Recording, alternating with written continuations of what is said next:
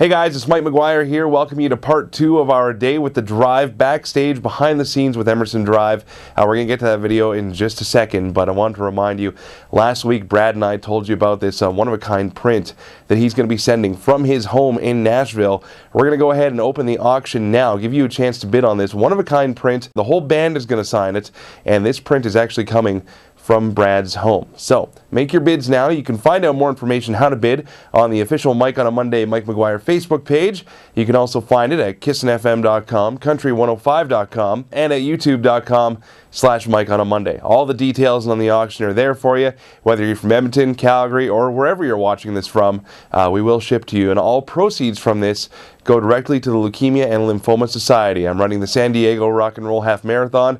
That's 21.1 kilometers of me huffing and puffing, all in the hopes of finding a cure for blood cancer. So, bid often, bid generously. Thank you for your support. Thanks to Emerson Drive. Now let's get you back behind the scenes with Emerson Drive.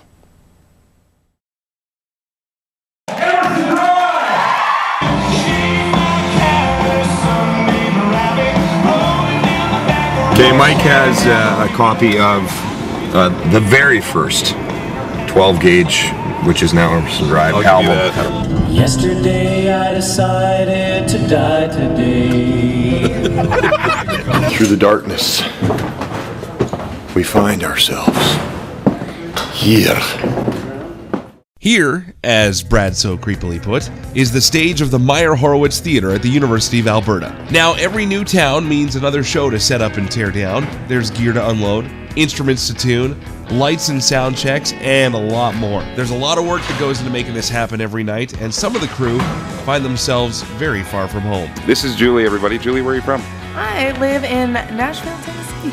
And there's something that's causing quite a commotion amongst the crew right now. Oh, I do declare it's a Southern sweet tea. I haven't found it anywhere since we crossed the border, and now I found some Southern sweet tea. It's so good. Where did this come from? From Stagehands. He made it. It's so good.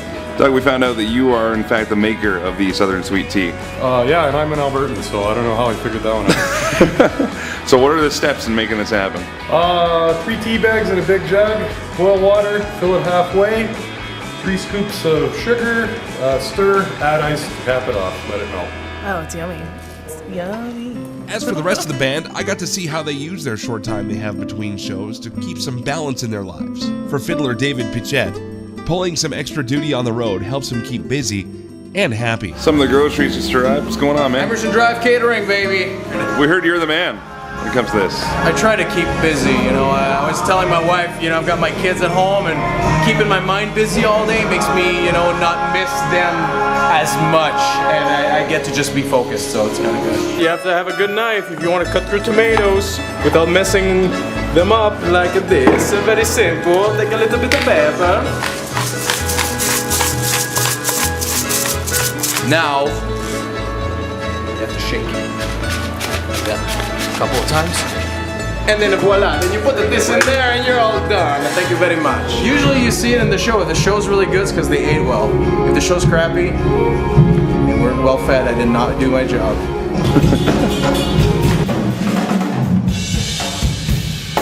As we found out earlier, the band's days on the road are often quite loaded with scheduled events. Drummer Mike Melancon uses the time in between for some personal improvement.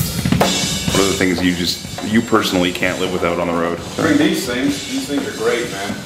I like to work out, and sometimes you don't have time or, a place to go work out at, so these things are like perfect.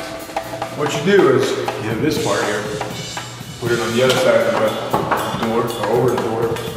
Legs, biceps, which is more like a row kind of thing, push-up kind of thing, right? You can do leg things, pretty much endless. It's great. It's awesome. After he spent some time with family, I found keyboardist Dale Wallace checking on his gear. Scott is our sound man and sets up my stuff, and he's away for a couple shows, so just gotta make sure my stuff's ready to rock. This is the best keyboard I've ever owned in my life. The one on the ground or the one? Yeah, the one on the ground. It's actually an organ. It's called a Roland BK8. And it simulates a Hammond organ. Hammond B3 organ, and I run it through that big ice cream making machine back here. The speaker comes down into this thing and it spins it around and gives it a chorus effect. And there's another speaker up here that spins around. It's called a Leslie cabinet. On top here we've got the organ, which I showed you earlier, that runs through this Leslie cabinet. As you can see, look at a bit of light there. You can see the thing spinning around. And I've got a fast and slow switch here. It'll speed the Leslie up, so that's fast.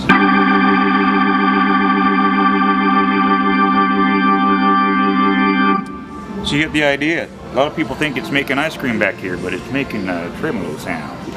I got my piano here.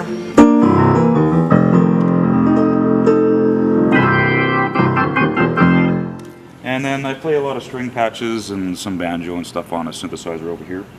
And that's kind of my rig. I play some guitar as well. It's being tuned up right now. But there you go.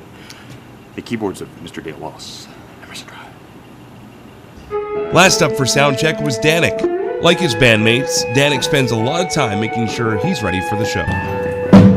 What just happened? Bleeding. How? I think I poked myself with the strings. And that's what, when Brad bugs me on stage, that's what I do to him on his arms. He's bleeding blood. Little did I know, though, just how meticulous he was about certain things. This is sacred right here. These are Danik's amps. If you even move it like 1/8 of an inch, he will hear the difference in his ears. And then we have to stop the show. And he comes back here, does his whole sound check all over again. And I'm not kidding. Dan, just to let you know, I moved one of the mics in front of your amps 1/8 of an inch. What's going on? Yeah! Is that the song? What did you do with the delay? Did you readjust it?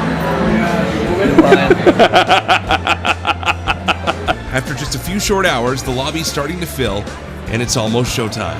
What's happening now, Bradley? We're getting ready for meet and greet. I had a chance to visit with my parents. They drove from Grand Prairie to here, my sister and her husband, and we had dinner. And now we're getting ready for our meet and greet, which is always fun because it's usually a lot of people that have been supporting the band for quite a few years. Where would I promise you'd end up? Backstage, meeting the guys. And where are you? I'm backstage, about to meet them. How did that happen again? Mike on a Monday. Yeah, it did.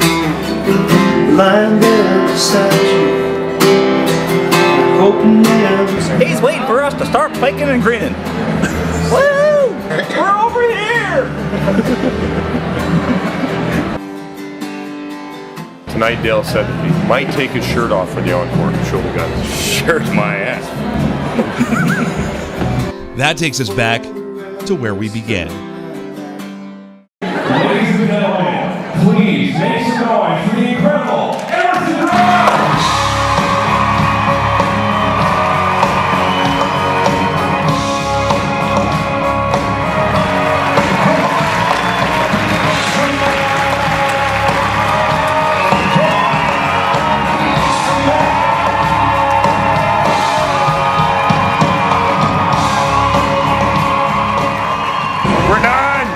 And it was awesome.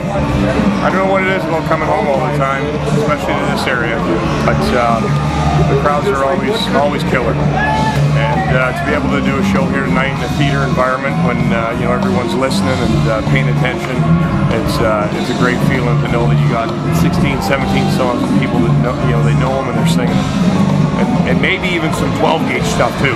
Maybe. Hey, I look forward to it. Yes. Mikey, you're a good man. You're a good man, and I'm glad you're out here today. Thank you so much for having us, man. Listening and watching, high five.